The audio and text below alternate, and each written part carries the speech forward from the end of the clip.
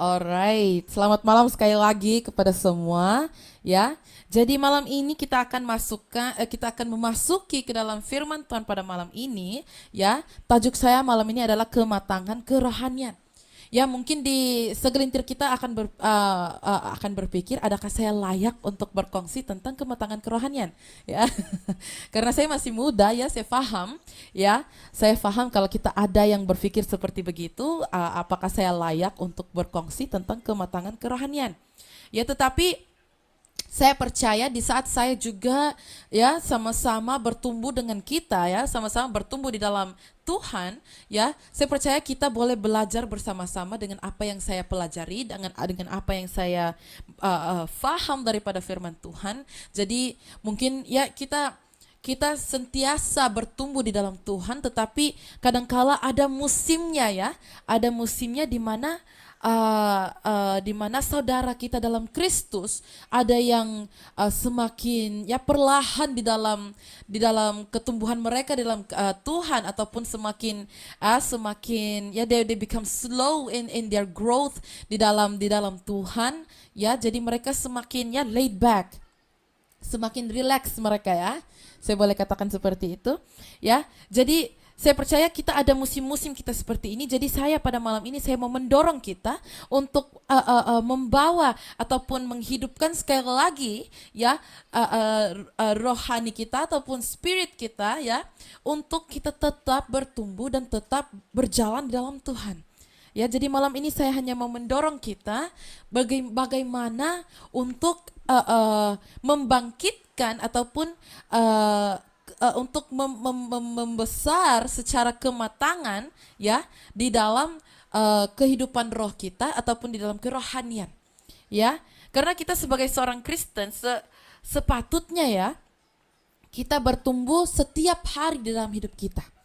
Ya, di saat kita terima Tuhan Yesus sebagai juru selamat, ya kita harus bertumbuh di dalam Tuhan setiap hari. Ya, tidak boleh kita tangguh-tangguhkan ya kematangan kita ataupun pembesaran kita di dalam Kristus, ya. Kita harus bertumbuh setiap hari.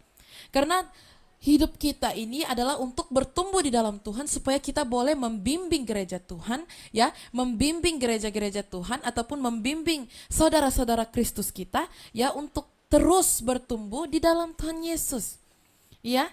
Dan banyak orang Kristen ataupun banyak yang setelah menerima Tuhan Yesus sebagai juru selamat, saya boleh katakan orang Kristen baharu ya, mereka ada satu goal di dalam hidup ataupun satu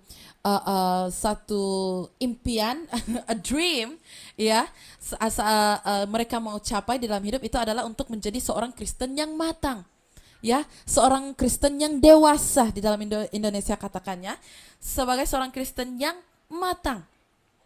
Jadi kita harus bertanyakan kepada diri kita, apakah definisi ataupun apakah maksud kematangan kerohanian? Adakah kematangan kerohanian itu bermaksud menghafal ayat-ayat Alkitab ya, ataupun membuat renungan harian devotion ya, ataupun menjadi sukarelawan di dalam gereja? Adakah itu membawa maksud kematangan kerohanian? Kita harus bertanya kepada diri kita ya, saudara. Jadi di sini saya masuk untuk memberitahu kita apa itu kematangan kerohanian, ataupun bagaimana untuk bertumbuh ya menjadi matang secara kerohanian ya. Jadi kalau kita pikirkan tentang hidup Kristen kita ini ya, tentang hidup kita di dalam Kristus ya, Alkitab berkata kematangan kerohanian ini adalah satu similar ya, satu pertumbuhan yang sama seperti di dalam pembesaran badan fisikal kita. Ya, kita bertumbuh dari bayi, kita menjadi anak-anak, menjadi remaja, menjadi orang dewasa. Jadi pertumbuhan kerohanian kita itu sama prosesnya, sama pembesarannya ya di dalam spiritual, di dalam kerohanian kita. Ya, seperti contoh ya, Paulus ya, dia menggambarkan gereja di Korint ya sebagai bayi di dalam Kristus ya, infants in Christ ya. yang dimana mereka tidak boleh diberikan makanan yang solid ataupun makanan yang apa yang orang dewasa makan, karena mereka tidak boleh menerima makanan itu. Ya, jadi di saat kita berkongsi ataupun bercakap tentang kematangan kerohanian, ya, Paulus sentiasa menggunakan perkataan teleos atau telois, I don't know how to say that, ya, ejaannya adalah TELEIOS, di mana ia bermaksud matang ataupun dewasa ataupun sempurna, perfect, ya. Jadi kita tidak akan selamanya menjadi bayi di dalam Kristus, ya saudara. Di mana di saat kita menerima Tuhan Yesus sebagai juru selamat, ya, di saat itu kita akan menjadi, karena kita dilahirkan semula, we are born again. So di saat kita dilahirkan semula, kita akan menjadi bayi di dalam Kristus. Ya, seperti biasa di mana dalam fisikal saat seorang wanita melahirkan anaknya, ya, itu adalah seorang bayi, ya, itu adalah bayi. Jadi di mana kita dilahirkan semula di dalam Kristus, kita juga otomatisnya akan menjadi bayi di dalam Kristus. Tetapi kita tidak akan selamanya menjadi bayi di dalam Kristus. Amin. Ya, ataupun menjadi kanak-kanak, menjadi anak-anak selamanya. Ya, di satu saat itu, di satu saat dalam hidup kita sebagai seorang Kristen, kita perlu membesar, kita perlu menjadi seorang dewasa, di mana kita meninggalkan sifat-sifat anak-anak kita. Ya, di dalam surat Efesus, ya, dalam surat kepada gereja-gereja Efesus, Paulus bertulis seperti ini, ya saudara. Di dalam Efesus pasal 4 ayat 14 hingga 15 dia katakan, sehingga kita bukan lagi anak-anak yang diombang-ambingkan oleh rupa-rupa angin pengajaran, oleh permainan palsu manusia dalam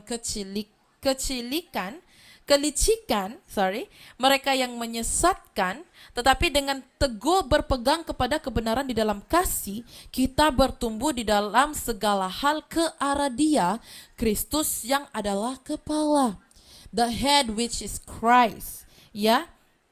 Sehingga kita bukan lagi anak-anak, ya, itu adalah surat yang Paulus tuliskan. Jadi di sini, ya, sudah terang Paulus, ya, keinginan Paulus untuk gereja-gereja adalah untuk bertumbuh ataupun untuk menjadi matang di dalam iman mereka. Amin. Di dalam Kolose pasal 1 ayat 9, ya, mengatakan, sebab itu sejak waktu kami mendengarnya, kami tiada berhenti-henti berdoa untuk kamu. Kami meminta supaya kamu menerima segala hikmat dan pengertian yang benar untuk mengetahui kehendak Tuhan dengan sempurna. Ya, di 1 Korintus 1 Korintus pasal 3 ayat 1 mengatakan, dan aku saudara-saudara pada waktu itu tidak dapat berbicara dengan kamu seperti dengan manusia rohani, tetapi hanya dengan manusia duniawi yang belum dewasa dalam Kristus. Ya, yang belum dewasa dalam Kristus itu mengatakan kita adalah anak-anak di dalam Kristus. Di dalam Efesus pasal 6 ayat 12 mengatakan, karena perjuangan kita bukanlah melawan darah dan daging, tetapi melawan pemerintah-pemerintah, melawan penguasa-penguasa, melawan penghulu-penghulu dunia yang gelap ini, melawan roh-roh jahat di udara. Ya, perlawanan kita bukan darah dan daging, saudara. Kita tidak perlu lagi berlawan, ya, di dalam darah dan daging, karena Tuhan sudah mati di kayu salib untuk kita, ya. Jadi sekarang ini adalah part kita, sekarang ini adalah masa kita untuk melakukan apa yang patut kita lakukan, yaitu untuk bertumbuh di dalam Tuhan. Amin.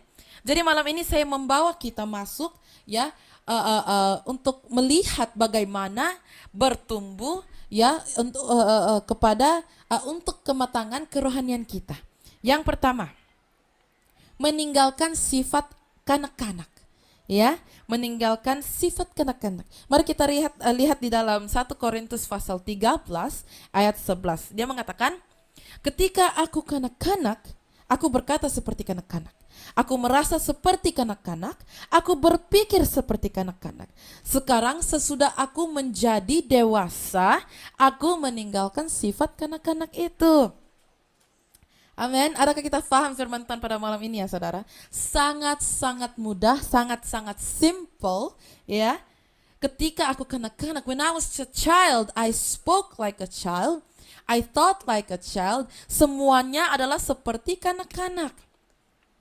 Ini mengatakannya selama kita berada di dalam dunia ini ya kita boleh mengambil ataupun ada segala wahyu ataupun segala kesedaran daripada Tuhan ya segala nubuatan segala karunia pengetahuan tetapi kita akan masih memahami hal-hal itu di dalam part-part yang sedikit saudara ya di dalam ayat 8 dia mengatakannya, kasih tidak berkesudahan, nubuat akan berakhir, bahasa roh akan berhenti, pengetahuan akan lenyap. Sebab pengetahuan kita tidak lengkap dan nubuat kita tidak sempurna. Tetapi jika yang sempurna tiba, maka yang tidak sempurna itu akan lenyap. Ya, kita akan memahami semua ini, semua yang Tuhan katakan di saat kita berada di dalam hadirat Tuhan suatu hari nanti. Tetapi sekarang ini karena kita masih bayi di dalam Kristus, kita hanya boleh memahami segelintir daripada apa yang Tuhan katakan. Ya, karena kita masih berpikiran seperti kanak-kanak. Ya. Seperti kanak-kanak kefahaman mereka itu tidak lengkap ya, tidak lengkap karena mereka masih kanak-kanak, mereka masih memerlukan bimbingan daripada orang dewasa. Amin. Jadi kerohanian kita, kematangan kerohanian itu sama ya pertumbuhan kita, kita masih memerlukan seseorang untuk membimbing kita. Amin. Tetapi ada satu elemen di mana Paulus ya dia menggambarkan kematangan kerohanian. Ya di ayat 11 tadi ya, dia mengatakan sesudah aku menjadi dewasa, aku meninggalkan sifat kanak-kanak itu. Ya. Ini mengatakan tentang pertumbuhan ya, pertumbuhan kerohanian kita. Jadi boleh saya katakan ya, boleh saya katakan di mana saya sudah menjadi seorang Kristen ya untuk 10 tahun, 20 tahun ataupun 30 tahun, tetapi saya masih berpikir seperti kanak-kanak. Ya, masih berpikir, masih bercakap seperti kanak-kanak ya, walaupun kita sudah lama di dalam Kristus, tetapi kita masih adalah seperti berkanak-kanak. Kita bersikap ya, sikap kita adalah seperti kanak-kanak. Jadi cara saya membaca firman Tuhan tadi ya, sesudah aku menjadi dewasa, aku akan meninggalkan sifat kanak-kanak. Maksudnya ya saudara, semua ini adalah pilihan kita. Ya, kita sendiri boleh memilih untuk menjadi dewasa, meninggalkan sifat-sifat kanak-kanak kita. Ya, kalau kita tidak tahu ya apa sifat kanak-kanak kita itu adalah kita adalah seorang Kristen tetapi pemikiran kita masih ya tidak memahami firman Tuhan dengan sepenuhnya. Ya, itu adalah sifat kanak-kanak. Kita berpikir secara negatif seperti itu ya. Semua itu adalah sifat kanak-kanak. Amin. Jadi hari ini saya mau mendorong kita untuk bertumbuh di dalam kerohanian kita untuk menjadi matang, menjadi dewasa. Kita tinggalkanlah sifat anak-anak kita. Adalah tiba waktunya untuk kita meninggalkan sifat anak-anak kita. Amin. Ya. Yang kedua, mengolah kefahaman. To cultivate understanding. Saya tidak tahu kalau betul ya terjemahan saya mengolah. Kalau di dalam bahasa Melayu mungkin dia lain ya. Saya Google tadi katanya memupuk kefahaman. To cultivate understanding. Okay? Di dalam 1 Korintus pasal 14 ayat 20 mengatakan, saudara-saudara, janganlah sama seperti anak-anak dalam pemikiranmu. Jadilah anak-anak dalam kejahatan, tetapi orang dewasa dalam pemikiranmu.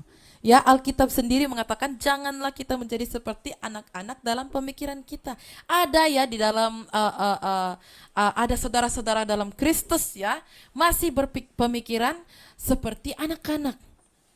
ya, di mana mereka mendengar di sini di sana tentang tentang kawannya ataupun tentang gereja ataupun tentang gembala ataupun tentang apapun, ya mereka terus percaya tanpa bertanya kepada orang itu apa yang berlaku. Ya, itu adalah pemikiran anak-anak. Ya, they don't think, ya, they don't think before they act. Alright, so Tuhan Yesus tidak mau kamu meletakkan iman kamu di dalam Dia, ya, tidak mau kamu meletakkan begitu saja, tetapi Dia mau kamu bertumbuh di dalam iman kamu. Dia mau iman kamu bertumbuh. He wants your faith to grow. Amen. Karena hidup Kristen ini, hidup di dalam Kristus ini bukanlah satu decision ataupun satu pemilihan yang hanya berlaku di dalam satu, ya, hanya berlaku satu kali dalam hidup. Ya, ini tidak akan, ya, di saat kita menerima Tuhan Yesus itu tidak akan berhenti di situ, ya saudara. Hidup Kristen kita ini adalah satu kehidupan ataupun personal relationship, ya, hidup kita dengan Tuhan Yesus melalui anaknya, hidup kita dengan Tuhan melalui anaknya Tuhan Yesus, ya. Itu bukan satu decision yang satu kali, bukan kita membuat pilihan satu kali untuk menerima Tuhan Yesus dan kita berhenti di situ saja. Ya, kita berpikir, oh, saya sudah menerima Tuhan Yesus, jadi selamanya saya akan selamat. Tidak, ya saudara, hidup kita tidak berhenti di situ, malah kita perlu mengolah, ya, kita harus memupuk kefahaman kita di dalam Kristus, ya. Kita harus continue to grow, kita harus menerus untuk membesar di dalam Kristus. Amin, supaya iman kita tumbuh, iman kita tidak akan hanya berada di level itu, tetapi kita akan terus bertumbuh di dalam Kristus. Amin. Karena di saat kita masuk ke dalam kerajaan Tuhan, di saat kita menerima Tuhan Yesus, kita menjadi orang yang baru. We are a new creation. Ya, kita dilahirkan semula, born again. Amin. Kita diberikan peluang yang kedua. Ya, Tuhan Yesus memberi kita peluang untuk menjadi orang yang baru di dalam Dia. Ya, jadi, ya, terutama kepada kita yang baru menerima Tuhan Yesus sebagai juru selamat, ini adalah masa kita untuk bertumbuh. Ya, kita harus memahami firman Tuhan lagi dalam. Kita akan masuk ke dalam poin itu yang seterusnya, ya. Karena kita semua lahir, ya, secara naturalnya kita adalah orang yang berdosa. Ya, walaupun kita dilahirkan sebagai seorang bayi yang tidak mengetahui apa-apa, tetapi memang dalam natural, ya, naturalnya kita akan dilahirkan sebagai orang yang berdosa. Jadi Tuhan Yesus memberikan kita peluang yang kedua untuk dilahirkan semula, untuk bertumbuh di dalam Dia, untuk menerima Tuhan Yesus sebagai juru selamat. Ya, untuk menyelamatkan kita daripada dosa-dosa kita.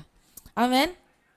Haleluya. Karena, ya, hidup sebagai seorang Kristen ini, ya, saya katakan tadi, ya, kita tidak hanya berhenti di saat kita menerima Tuhan Yesus, tetapi kita harus continue, kita harus terus untuk bertumbuh, kita harus terus untuk memahami firman Tuhan. Ya, seperti orang yang menanam, ya, seperti orang yang menanam, ya, dia harus memberikan airnya, ya, meletakkan di bawah matahari, segalanya, mengambil semua rumput-rumput itu. Ya, itu sebagai satu tanaman. Hidup kita ini adalah sebagai satu tanaman. We have to cultivate our life in Christ. Ya, ini kerja yang bukan mudah. Kerja ini adalah sangat susah, tetapi akan memberikan satu reward, satu anugerah di belakang hari, karena, ya, ini sangat, ya, karena kita bertumbuh di dalam Tuhan. Ya, Tuhan ada, ya, telah menyiapkan janji-janjinya untuk kita, ya. Jadi kalau kita bekerja sekarang, kita bekerja keras sekarang, ya, Tuhan ada janji-janjinya di sana. Jadi apa yang kita lakukan pada hari ini itu adalah sangat rewarding, saudara. Ya, sangat-sangat rewarding. Ya, jadi kita harus mengejar Tuhan. Kita harus memahami firman-Nya. Amin.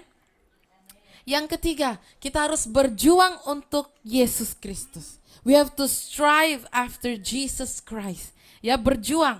Di dalam Efesus pasal 4 ayat 11 hingga 13 mengatakan, Dan ialah yang memberikan baik rasul-rasul maupun nabi-nabi, baik pemberita-pemberita Injil maupun gembala-gembala dan pengajar-pengajar, untuk memperlengkapi orang-orang kudus bagi pekerjaan pelayanan, bagi pembangunan tubuh Kristus, sampai kita semua telah mencapai kesatuan iman dan pengetahuan yang benar tentang anak Allah, kedewasaan penuh dan tingkat pertumbuhan yang sesuai dengan kepenuhan Kristus.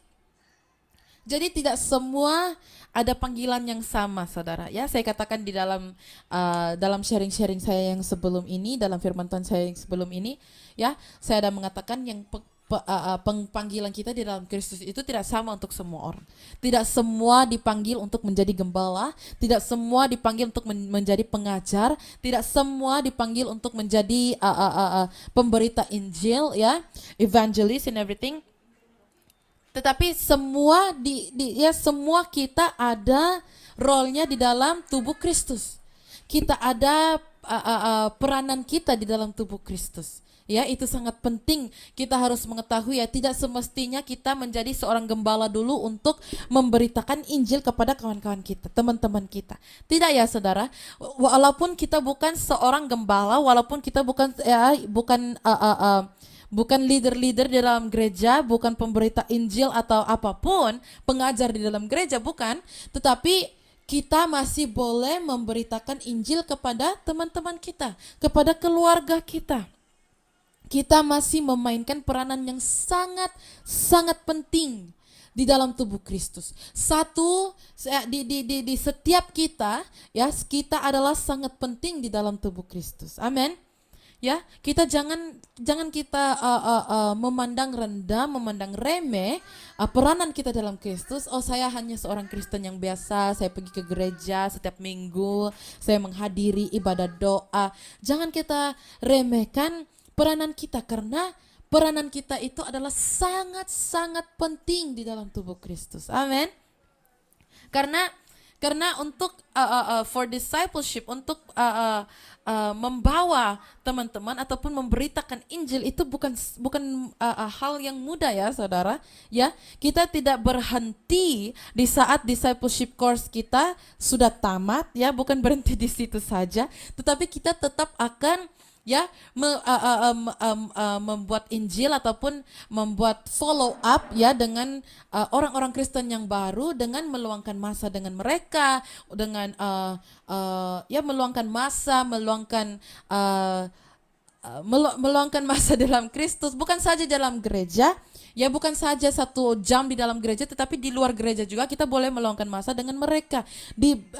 Dengan cara itu kita membantu mereka, menolong mereka untuk bertumbuh di dalam Kristus, ya, untuk menunjukkan satu contoh kepada mereka, ya, untuk membawa orang-orang Kristen di dalam gereja, di dalam kerajaan Tuhan. Melakukan penginjilan itu bukan satu kerja yang mudah, ya, saudara. Kadang-kadang kita akan merasakan heartaches ataupun ya, kita ada negatifnya, ya. Mungkin kita akan rasa kecil hati, sakit hati di saat mereka tidak menerima panggilan kita, ataupun di saat mereka menolak kita. Penginjilan itu bukan satu hal yang mudah, ya. Tetapi kita terus berjuang, ya, kita terus berjuang untuk kerajaan Tuhan. Amin. Jangan kita putus asa di dalam Tuhan. Ya, jangan kita putus asa di dalam Tuhan, karena Tuhan telah mati untuk kita di kayu salib, ya, 2000 tahun yang lalu. Saya percaya penginjilan adalah satu hal yang boleh kita lakukan pada saat ini. Amin. Kita harus memberitakan, ya, the good news of God, the truth, ya. Amin. Jadi karena kita mau, ya, kita mau di dalam ayat tadi, ya, kita mau mencapai kesatuan iman, ya, ataupun kita mau, ya, mengetahui pengetahuan yang benar tentang anak Allah. Kita mau mendapatkan kedewasaan yang penuh, ya, kematangan di dalam kerohanian kita itu, ya, di saat kita berjuang untuk Tuhan Yesus, di saat kita memberitakan Injil, walaupun kita bukan gembala, walaupun kita bukan pengajar dalam gereja, ya, Tetapi di saat kita memberitakan Injil kepada kawan-kawan kita, kepada teman-teman, kepada keluarga, itu adalah kita menjadi dewasa dalam kerohanian kita. Karena kita, ya, karena finally kita faham, ya, kita faham di dalam Kristus, kita faham, kita ada pengetahuan di dalam hidup kita. Amin. Ya. Yang keempat, mengambil kebenaran yang dalam dari Injil, partaking deep truths of the gospel. Di dalam Ibrani pasal 5 ayat 14 mengatakan, tetapi makanan keras adalah untuk orang-orang dewasa yang kerana mempunyai panca indera yang terlatih untuk membedakan yang baik dari yang jahat. Ya. Karena kita, ya saya katakan tadi, kita mungkin tidak akan mengetahui segala apa yang ada di dalam firman Tuhan, ya. Tetapi di saat kita memasuki firman Tuhan, di saat kita mempelajari firman Tuhan lebih dalam, ya, di saat itu Roh Kudus, Bapa Roh Kudus akan menunjukkan kepada kita hal yang lebih dalam. Dia akan memberikan kita pengetahuan yang lebih dalam dan lebih kita memahami kita akan mencintai Tuhan lebih dalam, kita akan menyembah Tuhan dengan lebih dalam karena Bapa Roh Kudus telah memberikan, ya, wahyu ataupun kesedaran di dalam hidup kita. Amin. Ya, di saat kita membaca firman Tuhan itu sangat penting, ya saudara, ya. Sangat-sangat penting. Karena kita sebagai seorang Kristen, kita harus sentiasa berdiri ataupun kita sentiasa berjaga-jaga, harus berjaga-jaga di dalam setiap hari di dalam hidup kita. Karena iblis, ya, Satan will use business. Dia akan menggunakan kesibukan di dalam hari kita untuk membuat kita tidak membaca firman Tuhan, untuk berhenti berdoa, untuk berhenti pergi ke gereja, untuk berhenti memahami firman Tuhan, ya. Karena, ya, kita harus karena itulah kita harus, ya, membaca firman Tuhan dengan lebih dalam supaya kita memahami firman Tuhan lebih dalam, karena iblis akan menggunakan semua ini ataupun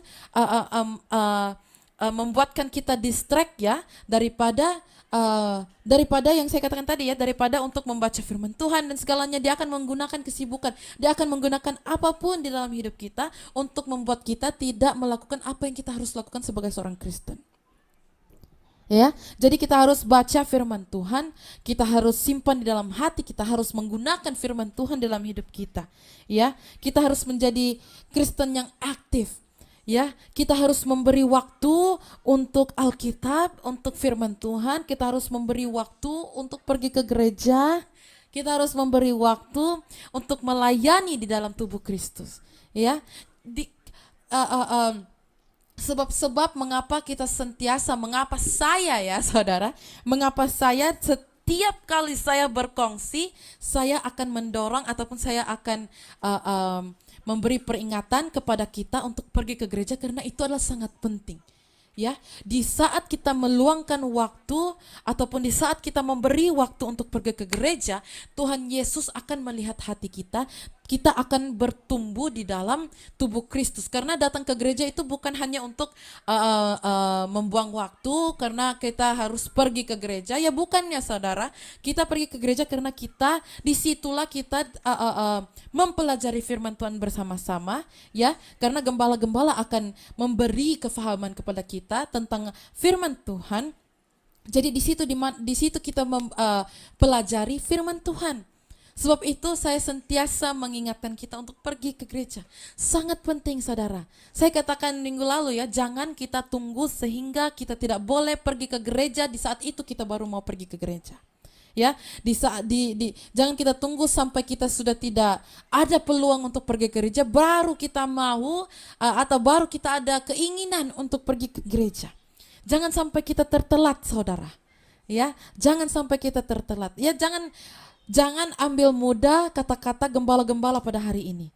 Di saat gembala-gembala kita mengingatkan kita, ya, mengingatkan kita untuk membaca firman Tuhan, untuk pergi ke gereja, untuk datang ke ibadah doa, jangan kita ambil mudah kata-kata ini, karena kita akan menyesal di hari nanti jika kita tidak mendengar di hari sekarang. Amin. Ya, jadi datanglah ke gereja, pergilah ke gereja kamu, ya, kalau kamu ada gereja, pergilah ke gereja kamu. Ya, kita harus pergi ke gereja juga ya. Dan kita yang mengikuti secara live streaming ini juga adalah gereja ya. Karena ini adalah khusus untuk kita yang ya spread out throughout Malaysia ya, jadi kita berkongsi firman Tuhan. Ini adalah juga ibadah, ini juga adalah gereja ya. Tetapi kalau kita ada gereja fisikal kita pergi ke gereja mereka. Pergi ke gereja kita, pergi ke gereja fisikal kita ya. Saya mau mendorong, saya mau sekali kita mengadakan keinginan untuk pergi ke gereja. Ya, jangan kita rasa berat untuk pergi ke gereja, saudara. Jangan kita rasa berat untuk membaca firman Tuhan. Ya, ini adalah kehidupan yang kita pilih. Amin. Ya, ini adalah kehidupan kita di dalam Kristus yang kita telah menerima Tuhan Yesus sebagai juru selamat. Ya, yang sudah membawa kita keluar daripada kehidupan dosa kita ya. Tuhan Yesus sudah mati di kayu salib 2000 tahun yang lalu. Jadi sekarang ini adalah masa kita untuk melakukan peranan kita, yaitu untuk membaca firman Tuhan, memberitakan Injil Tuhan, pergi ke gereja, pergi ke doa, ibadah doa dan segalanya, supaya kita tumbuh dan supaya kita menjadi matang di dalam kerohanian kita. Amin. Amin. Haleluya. Yang kelima, mengatasi pencobaan ya. Overcoming temptation. Alright, di dalam 1 Yohanes pasal 2 ayat 14 mengatakan, aku menulis kepada kamu hai anak-anak karena kamu mengenal Bapa. Aku menulis kepada kamu hai Bapa-Bapa karena kamu mengenal Dia yang ada dari mulanya. Aku menulis kepada kamu hai orang-orang muda karena kamu kuat dan firman Allah diam di dalam kamu dan kamu telah mengalahkan yang jahat. Ya. Pencobaan ini adalah satu dosa yang dimana semua di antara kita orang Kristennya akan hadapi ya. Tidak kira berapa lama kita dalam Kristus ya, kita akan menghadapi pencobaan ya. Tetapi saya mau memberikan kita tiga tips ya saudara. Kita harus tulis ini ya. Sangat-sangat penting. 3 tips untuk mengatasi pencobaan. Yang pertama, berdoa di saat kita merasa pencobaan, di saat kita menghadapi pencobaan.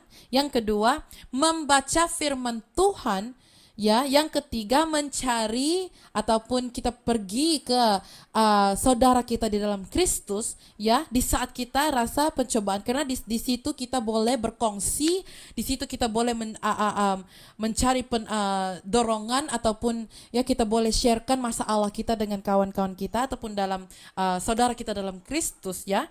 Jadi ini adalah sangat penting ya saudara untuk mengatasi pencobaan. Tetapi yang paling penting itu adalah untuk berdoa dan membaca firman Tuhan. Ya, di saat kita merasakan pencobaan itu datang dalam hidup kita, kita terus berdoa. Ya, kita terus membaca firman Tuhan. Ya, ini adalah satu hal yang tidak boleh kita bukan tidak atasi ya, tidak boleh kita escape begitu ya. Karena pencobaan akan terus datang karena iblis, karena setan mau mencoba kita. Dia mau tengok kita ya, dia mau melihat kita di mana kita berdiri di dalam Tuhan. Jadi kita harus menjadi seorang yang kuat, menjadi orang Kristen yang kuat di dalam Tuhan, yang berdiri teguh di dalam firman Tuhan. Amin. Ya, kita harus mengenal Tuhan Yesus di dalam hidup kita. Kita harus mengenal siapakah Tuhan Yesus di dalam hidup kita. Ya, kita harus diam di dalam Dia di setiap hari kita, di setiap hidup kita. Kita harus we have to abide in Him. Ya, menjadi orang yang mengatasi segalanya. Amin. Ini membawa saya kepada poin saya yang terakhir ya. Kita harus menjadi kuat. Sangat simpel ya saudara. Di dalam Efesus pasal 6 ayat 10 mengatakan, akhirnya hendaklah kamu kuat di dalam Tuhan, di dalam kekuatan kuasanya. Dalam 2 Timotius pasal 2 ayat 1 mengatakan, sebab itu hai anakku, jadilah kuat oleh kasih karunia dalam Kristus Yesus. Firman Tuhan mengatakan kita harus menjadi kuat. Menjadi kuat, berdiri teguh di dalam Tuhan, mengetahui di mana kita berdiri, ya. Tidak kira betapa kuatnya ribut, betapa kuatnya angin yang datang, ya, betapa kuatnya pencobaan di dalam hidup kita, ya kita akan tetap berdiri teguh di dalam firman Tuhan karena kita tahu, karena kita kuat di dalam Tuhan. Amin. Amin. Saya harap malam ini kita fahamnya, saudara, bagaimana untuk menjadi matang secara kerohanian atau bagaimana untuk bertumbuh untuk menjadi matang di dalam kerohanian. Ya, semua poin-poin ini saya percaya kita boleh lakukan, kita boleh aplikasikan di dalam hidup kita, ya, kalau kita memilih untuk meninggalkan sifat anak-anak kita, menjadi dewasa di dalam Tuhan. Amin. Saya harap kita terdorong ya malam ini, saudara, dengan firman Tuhan pada malam ini sangat-sangat simple, tapi saya percaya ini dapat membangkitkan lagi roh kita, membangkitkan lagi kehidupan spiritual kita, kerohanian kita, ya, menjadi matang, menjadi dewasa. Ya, mungkin di antara kita sudah menjadi seorang Kristen lebih daripada 10 tahun, 20 tahun, ya, tetapi masih tidak memahami firman Tuhan. Masih tidak mempunyai pengetahuan yang lebih dalam firman Tuhan. Ya, saat ini adalah saat kita untuk menjadi dewasa. Amin. Jangan kita tertelat, ya, saudara. Don't let it be too late for us, ya, untuk menjadi dewasa. Amin. Haleluya. Mari kita berdoa untuk firman Tuhan pada malam ini. Haleluya. Bapa di surga, kami berterima kasih untuk firman-Mu, ya Bapa, pada malam ini, ya Tuhan. Haleluya. Bapa di surga, kami berterima kasih, dan Bapa, kami meminta, ya Tuhan, Bapa Roh Kudus, untuk Engkau menjadi untuk Engkau membimbing kami, ya Bapa, di dalam firman-Mu, ya Tuhan. Haleluya. Biarlah Engkau memberi kesedaran, Bapa, dalam hidup kami, ya Tuhan, supaya kami menjadi dewasa, ya Bapa, di dalam kehidupan kerohanian kami, ya Tuhan. Haleluya. Biarlah berkat-Mu, biarlah urapan-Mu, ya Bapa, mengurapi kami, ya Tuhan. Biarlah hadirat-Mu, ya Bapa, berada di dalam kami, ya Tuhan. Haleluya. Bapa, Engkau menjadilah, ya Tuhan. Haleluya. Engkau menjadi center, ya Bapa, di dalam hidup kami, ya Bapa. Haleluya. Bapa Roh Kudus, Engkau teruskan, ya Bapa, membimbing kami, ya Bapa, di dalam perjalanan kami, ya Tuhan, di dalam Engkau, ya Tuhan. Haleluya. Kami berterima kasih, ya Bapa, karena firman-Mu, ya Bapa, telah mendorong kami. Firman-Mu, ya Bapa, telah memberi kami, ya Bapa, kesedaran yang lebih dalam, karena kami telah memahami, ya Tuhan, firman-Mu, ya Bapa. Haleluya. Kami berterima kasih, ya Tuhan. Dan pada malam ini, ya Bapa, di saat kami pergi daripada sini, ya Tuhan, haleluya, Engkau berkatilah kami, lindungilah kami, ya Tuhan.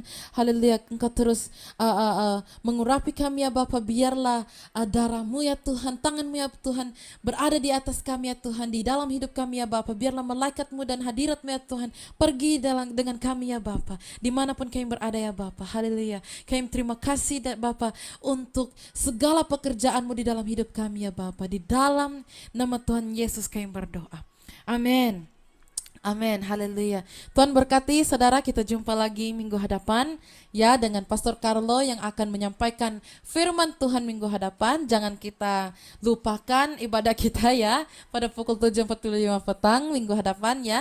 Kita sharekan kepada teman-teman kita dan keluarga kita. Amin. Haleluya. Tuhan berkati.